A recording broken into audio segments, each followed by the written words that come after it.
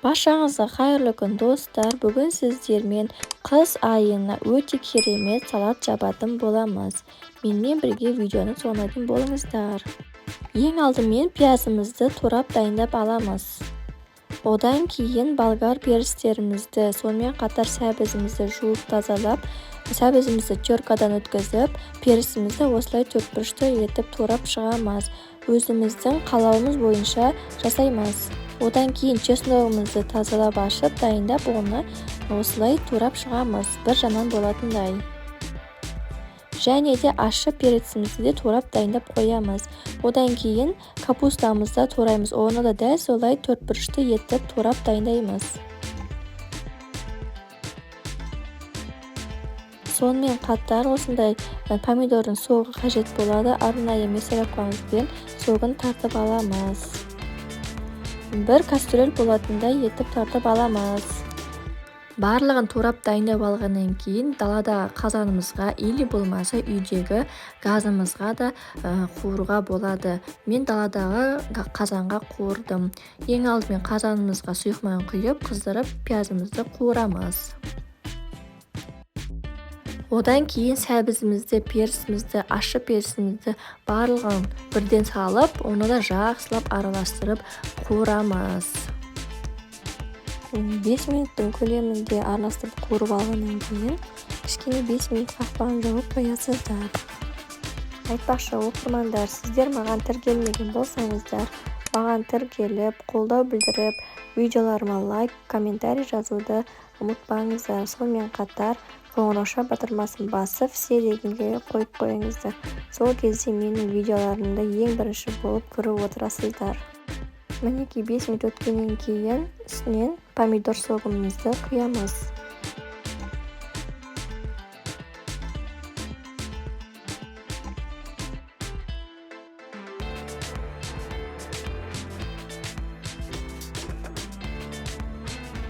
Салатымызды жақсылап бір араластырып қоямыз. Осылай әр 5 минут сайын көкөністерімізді салып отырамыз. Ендігі кезекте капустамызды салатын боламыз. Капустамызды салып алдық, бұны да жақсылап араластырып қуырамыз.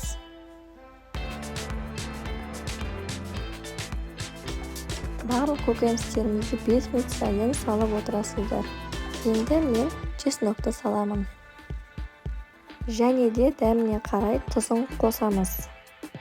Тұзын қосып алғаннан кейін жақсылап араластырып, тағы да бір 5 минутқа бүктіріп аласыздар.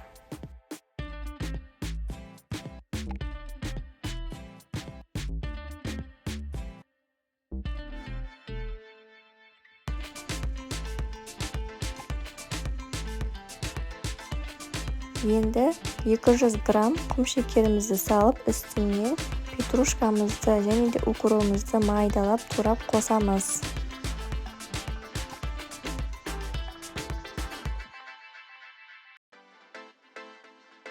Одан кейін лавровый жапырақтарымызды саламыз. Барлығын жақсылап қуырып араластырып аламыз. Бұл салатымыз өте дәмді болып шығады. Сонымен қатар көріп тұрғандарыңыздай түсі де өте әдемі. Қыс мезгілінде сүйсініп тұрып жейтін боласыздар. Салатымызды қуырып бастаған кезде банкаларымызды жуып тазалап, оны мантоваркамызда булап, және де қақпақтарын да булап дайындап аламыз. Салатымызға ең соңында осыны 70% уксусымызды саламыз. Үлкен қасықпен 1,5 қасық саласыздар. Сонымен біздің салатымыз дайын болады. Оны банкаларымызға салып, жаба беретін боламыз. Міне салатымыз дайын болды. Мен 2 литрлік банкама салып жатырмын. 2 литрлік банкадан 4 шықты.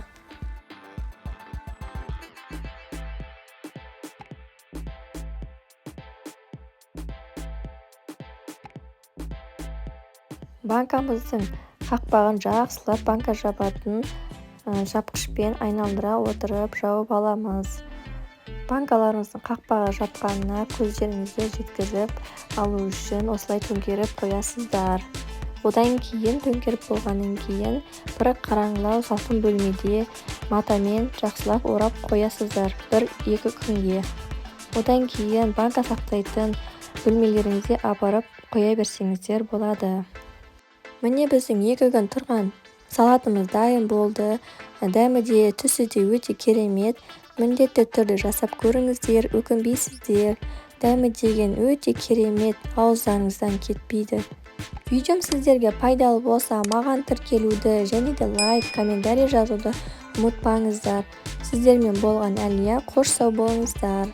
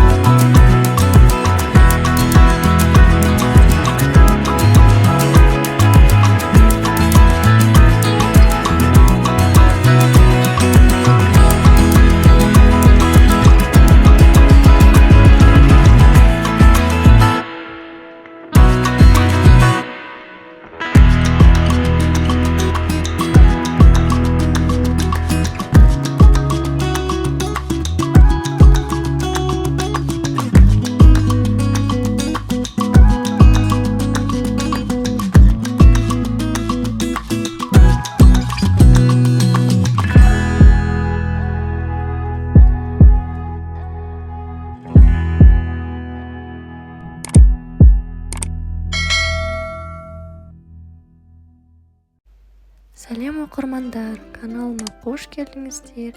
Бүгін сіздермен тұздалған, қытырлап тұратын қияр жабатын боламыз. Видеоны көрмес бұрын маған тіркеліп алыңыздар.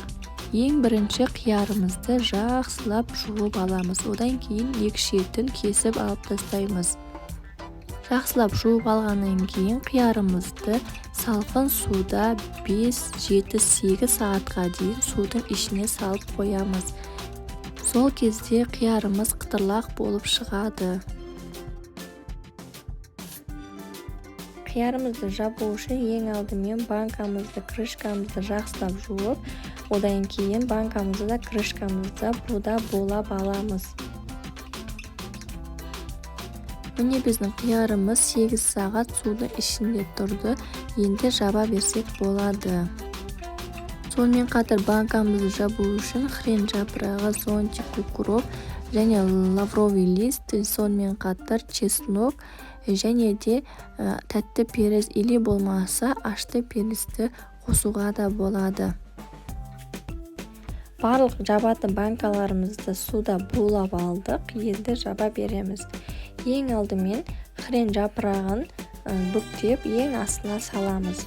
Біреу или болмаса екеу қосуға болады. Егер де хрен жапырағыңыз кішкентай болса, үшеу салыңыздар.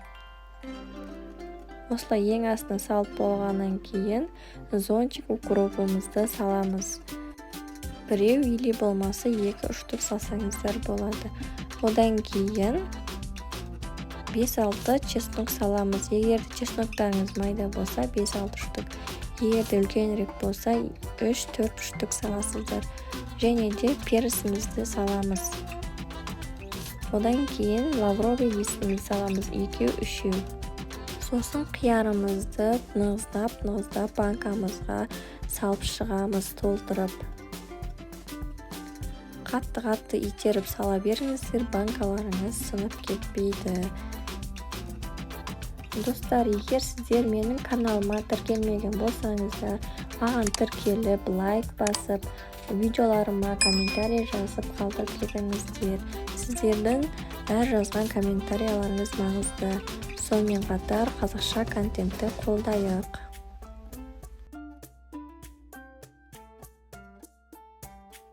Осылай мен сияқты қайталап банкаларыңызға қиярды нығыздап салып шығыңыздар. Дәл солай екінші банкамызға да салып шығамыз. Егер де ашса болған қаласаңыздар, тәтті перецтің орнына ашты перецтің жартысын қоссаңыздар болады. 2-3 бөлікке бөліп. Одан кейін қайнап тұрған ыстық суымызды құйып шығамыз. Осылай суын құйып алғаннан кейін 1-5 сағатқа дейін қойып қоясыздар. Одан кейін бұл суын төгіп тастаймыз. Төгіп тастағаннан кейін үстіне қайтадан қайнаған ыстық суымызды құйып қайтадан 5 сағатқа қойып қоясыздар.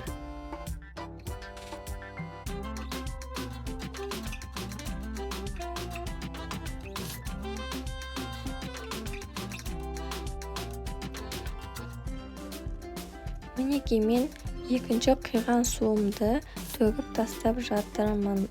Одан кейін жаңағында айтқандай ыстық суымызды құйып қоямыз.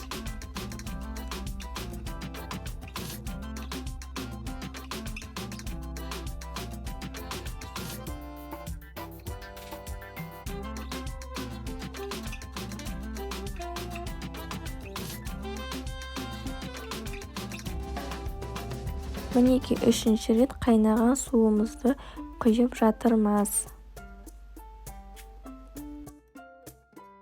3-4 сағат өткеннен кейін осы суымызды төкпейміз. Бұл суымызды бір ыдысымызға құямыз. Со басындағы 2 рет суын ауыстырамыз. Одан кейін үшінші құйған суымызды төкпейміз. Осылай бір ыдысымызға құйып аламыз. Бұл суымызды қазір үстіне қантын, тұзын салып қайнататын боламыз. Айтпақшы, мысалға бір банкамыздың суын бір ыдысымызға құямыз. Келесі банкамызды басқа ыдысқа құйып, әр қайсысын кезек-кезек қайнататын боламыз. Мына біздің бір банкамыздың ішіне шыққан суы осылай бір ыдысқа құяп, осы суымыздың үстіне үлкен қасықпен 2 қасық қантын саламыз. Сосын үлкен қасықпен 1 қасық тұз қосамыз. Одан кейін 2 таблетка аспирин қосамыз. Негізі кейбір адамдар уксус қосып жатады, мен уксус қоспаймын, себебі уксус қоссақ қышқыл дәм шығып кететін болады. Оның орнына 2-3 аспирин қосқан дұрыс. Енді осы суымызды газға қойып, бұрқылдағанша қайнатып аламыз. Екінші банкамызға да дәл солай салып шығамыз. 2 аспирин, 2 қасық қант, 1 қасық тұз.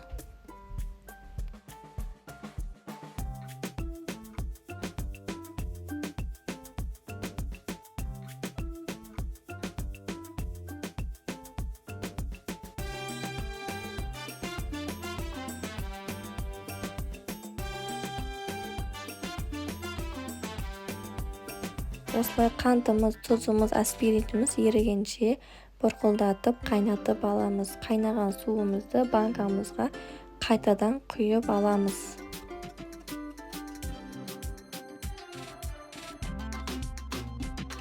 суын банкамызға құйып алғаннан кейін сразу крышкасын жабамыз. Осылай банка жабатын жапқышпен айналдыра отырып.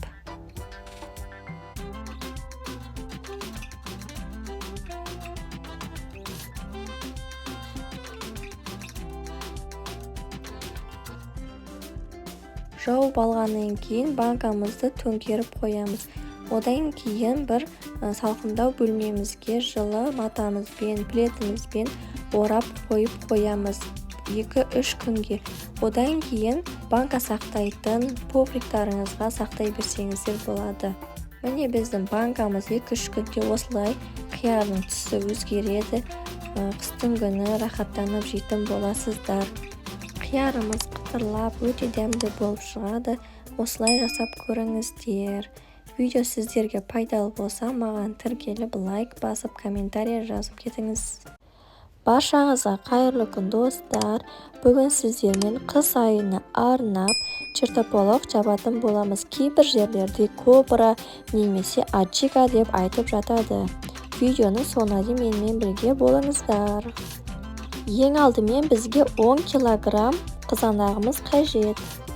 Қызанағымызды суға жақсылап жуып аламыз. Одан кейін қызанағымыздың шетін кесіп тастаймыз да ішіндегі суын сығып алып тастаймыз. Сол кезде сіздің чертополохтарыңыз атылмайтын болады. 2 жылға дейін сақтасаңыздар болады. Бұның суын сығу себебіміз ішіндегі газдарын алып тастаймыз. 10 килограмм қызанағымызға жарты килограмм ащы перцімізді қосамыз. Видеоға мен жартысын ғана көрсетіп түсіріп жатырмын. Сосын жарты килограмм чеснок қосамыз. Оны да жақсылап ашып, тазалап жуып аламыз. Және де қалауларыңыз бойынша укроп пен сельдерені де қосуға болады. Егер де ұнатпайтын болсаңыздар, қоспай қойсаңыз болады. Бұл өз еркілеріңізде. Қосатын болсаңыздар, осылай бір-бір бумасын қосасыздар. Қызанағымызды, перцімізді, чесногымызды, сонымен қатар укроп, сельдері барлығын мясорубкамен тартып аламыз.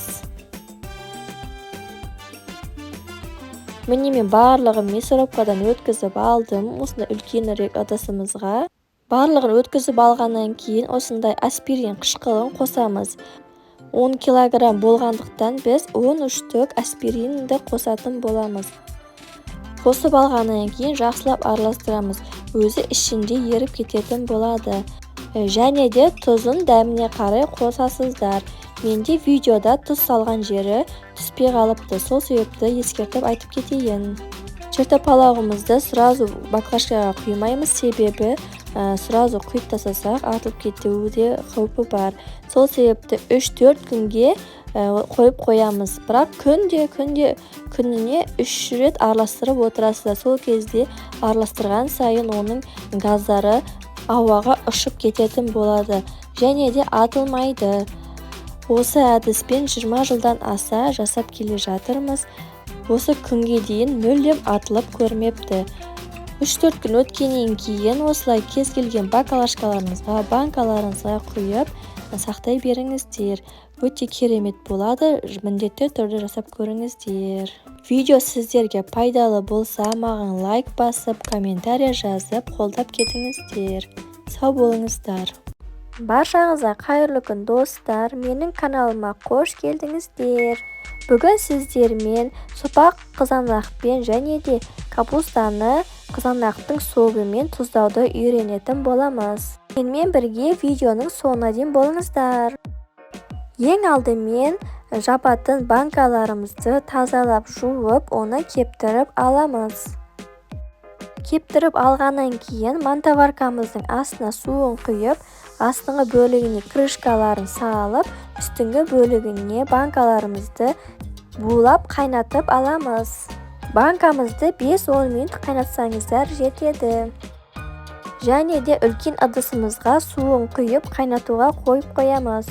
Одан кейін сопақ қызанағымызды және де ащы перцімізді салқын суда 2-3 рет жуып аламыз.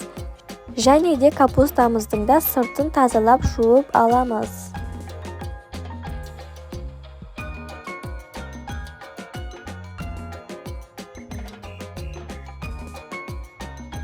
Және де бізге хрен жапырағы, кептірілген зонтик укроптары қажет болады. Бұларды да салқын суымызда жақсылап 2-3 рет жуып тазалап аламыз. Осылай барлық көкөністерімізді жуып тазалап бір ыдысымызға салып қойып қоямыз. Мен 3 литрлік 10 штук банка жабамын, сол себепті маған 4 штук капуста қажет болады. Енді капустамызды ортасынан бөліп, 4 бұрышты етіп, барлығын турап шығамыз. Дәл осылай видеодағыдай қайталасаңыздар болады. Айтпақшы, сіздер маған тіркелмеген болсаңыздар, маған тіркеліп, қоңырауша батырмасын басып алыңыздар. Алдағы уақытта менің жаңа видеоларымда ең алғашқы болып көретін боласыздар. Сонымен қатар, қазақша контентті қолдап, маған лайк басып, комментарий жазуды ұмытпаңыздар. Осы видеомды поделиться батырмасын басып, достарыңызбен бөлісіп қойыңыздар. Дәл осылай капусталарыңыздың барлығын турап дайындап аласыздар.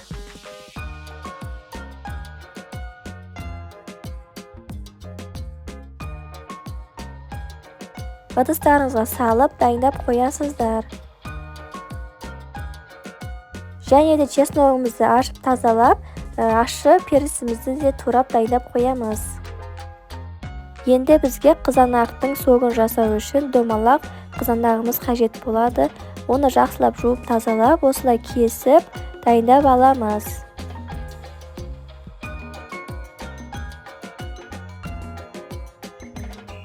Турап алған қызанағымызды осындай сок шығаратын арнайы мясорубкамызға тартып аламыз.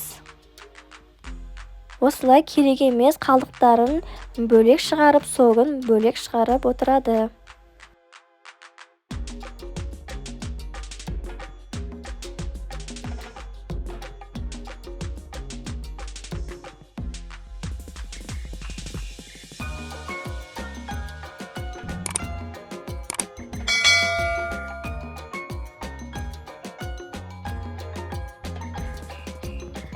Согымызды тартып дайындап алдық. Енді согымызды газға қойып, қайнатып аламыз. Барлық банкаларымды булап дайындап алдым. Енді ішіне көкөністерін салатын боламыз. Банкамыздың ең астына ең алдымен хрен жапырағын бүктеп саламыз. Бір или болмаса 2-3 штук салсаңыздар болады.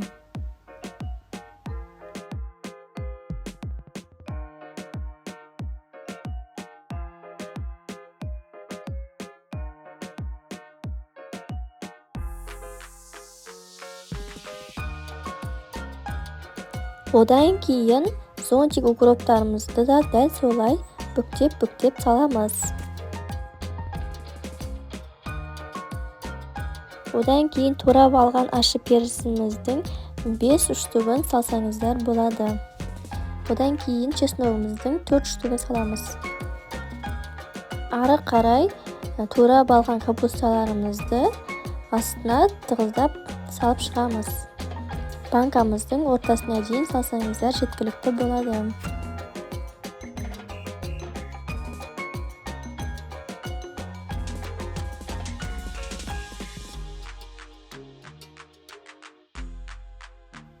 Енді сопақ қызанақтарымызды салып шығамыз.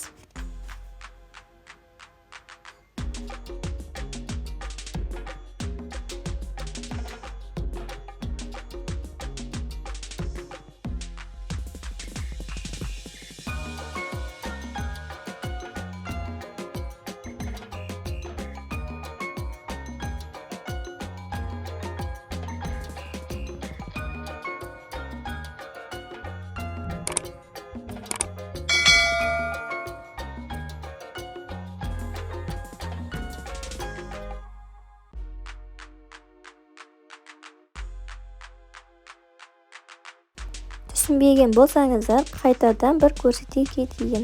Ең алдымен хрен жапырақтарын ең астына салып, одан кейін зонтик укропымызды салып, 4 штук чесногымызды, 5 штук ащы перцімізді салып, ары қарай Капусталарымызды банканың ортасына дейін салып шығамыз. Сосын сопақ қызанақтарымызды саламыз. Салып болғаннан кейін қақпағын жауып қойып қоясыздар.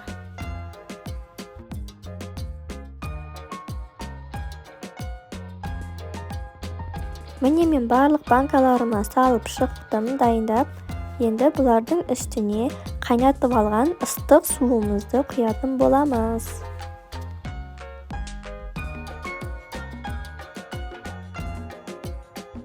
Қайнатқан суларыңыз осылай бұрқылдап қайнауы қажет.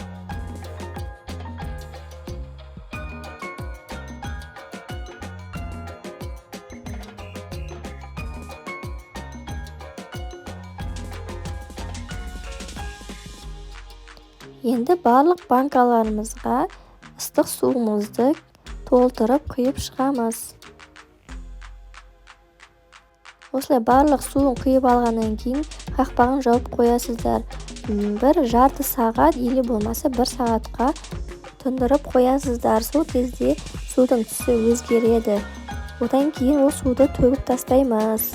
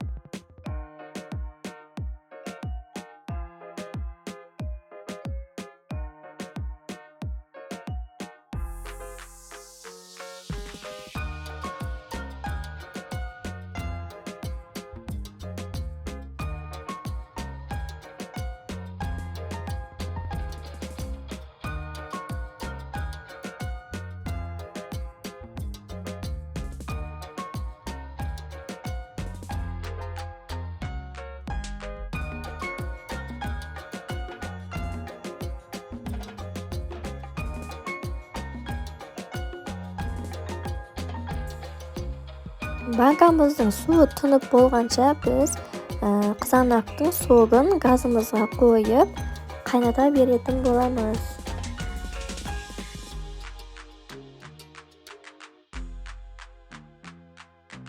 Қайнап жатқан согымызды арасында араластырып отырамыз.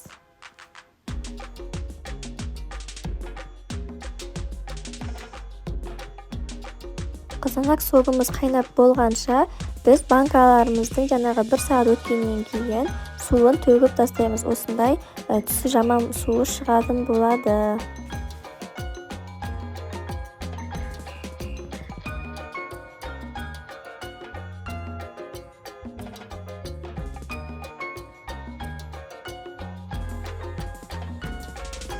Суын төгіп тастағаннан кейін үлкен қасықпен 3 қасық қантты қосамыз.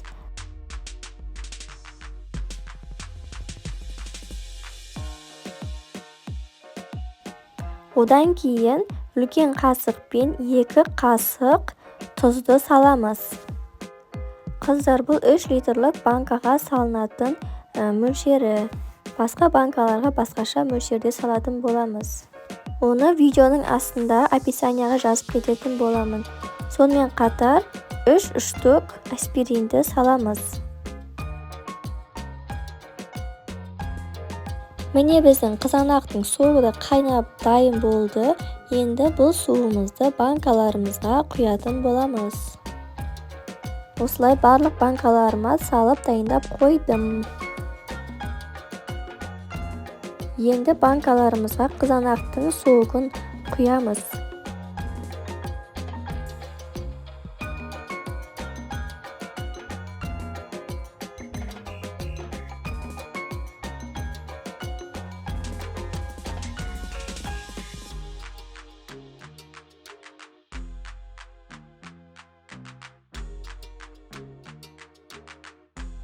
Одан кейін банка жабатын жапқышпен айналдыра отырып жауып аламыз.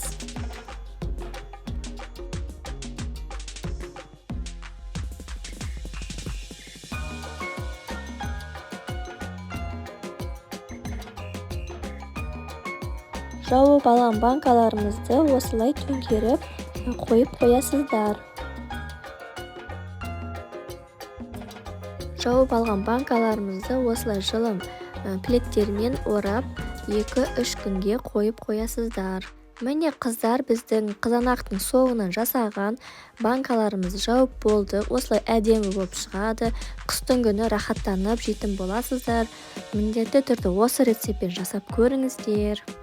Видео сіздерге пайдалы болса, маған тіркеліп, лайк басып, комментарий жазып, өз пікірлеріңізді қалдырып кетіңіздер. Және де поделиться батырмасын басып, туысқандарыңызға бөлісіп қойыңыздар. Баршаңызға қайырлы күн достар. Бүгін сіздермен қыс айына икра салатын жабатын боламыз. Видеоның соңына дейін менімен бірге болыңыздар. Салатымызды жабу үшін осындай қызыл түсті перістеріміз қажет болады. Сонымен қатар сәбіз керек. Сәбізді, перісті барлығын осылай жіңішкетіп, турап дайындап аламыз. Және де чеснок қажет болады. Осындай бір кесенің көлемінде чесногымызды ашып тазалап қоямыз. Сонымен қатар пиязымызды дәл солай кесіп дайындап қоямыз. Одан кейін барлығын мясорубкамызда тартып аламыз. Достар, сіздер маған тіркелмеген болсаңыздар, қазақша контентті қолдап маған тіркеліп, лайк басып, комментарий жазуды ұмытпаңыздар. Осылай сәбізімізді, перісіміздің барлығын мясорубкадан өткізіп дайындап қоямыз. Одан кейін бізге помидор қажет болды. Помидорымызды осылай арнайы сок шығаратын мясорубкамызбен тартып аламыз. Осылай бір кастрюль болатындай етіп, согын шығарамыз. Одан кейін пиязымызды да мясорубкадан өткізіп аламыз.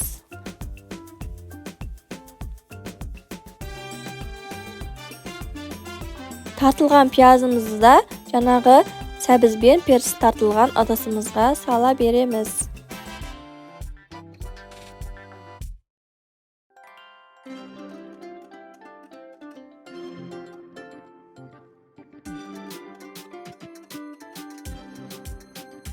Ал чесногымызды осылай ыдысымызға тартып дайындап қоямыз. Бұны ең соңында бірақ салатын боламыз.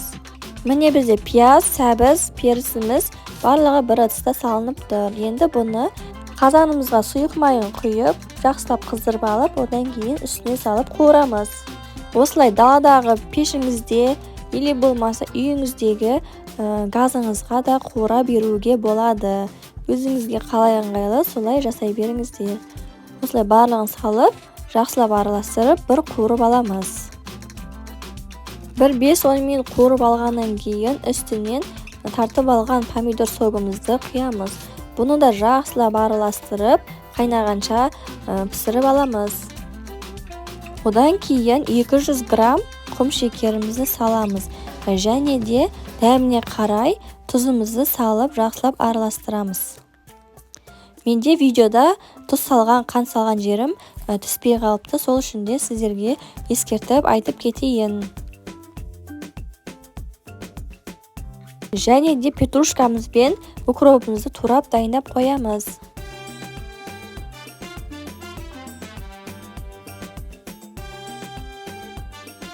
Міне икра салатымызды қайнап жатыр екен.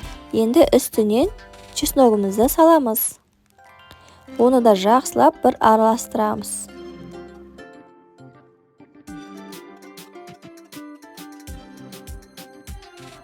Одан кейін лавр жапырақтарымызды қосамыз.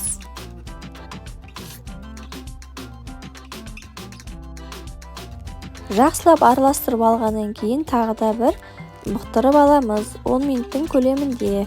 Одан кейін петрушкамызбен укропымызды саламыз. Сонымен қатар 70% уксусымызды қосамыз. Үлкен ас қасықпен 1,5 қасық уксусымызды қосып араластырамыз. Тағы да 10 минуттың көлемінде бұқтырып аламыз.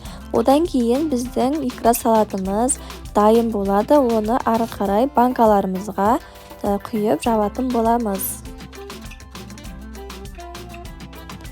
Банкаларымызды жуып тазалап дайындап аламыз. Одан кейін мантоваркамызда крышкасы мен банкамызды жақсылап булап аламыз. Дайын болған салатымызды банкаларымызға құйып, қақпағын жақсылап жауып, жылы маталарымызда плетімізде орап 2 күнге қойып қоямыз. Одан кейін банка сақтайтын жерлерге апарып қоя беріңіздер. Міне біздің икра салатымыз дайын болды. Дәмі деген өте керемет. Қыстың күні рахаттанып отырып жейсіздер. Кез келген тамақ түрімен және де нанмен жесеңіздер өте күшті болады. Видеом сіздерге пайдалы болса, маған тіркеліп лайк басып комментарий жазуды ұмытпаңыздар.